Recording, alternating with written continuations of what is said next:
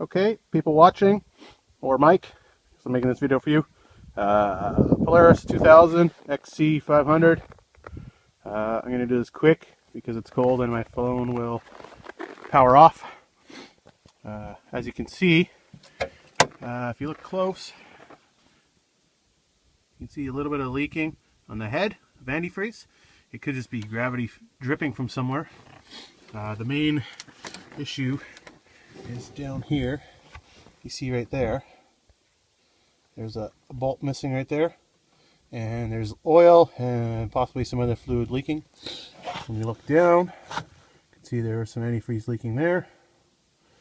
And when you look on the other side,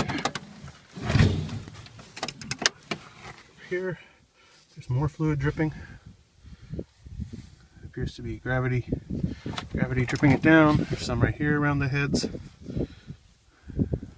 There as well.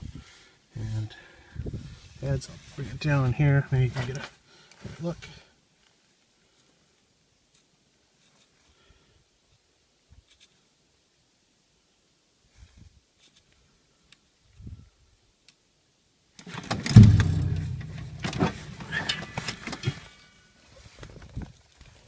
Just gonna hold the phone tight.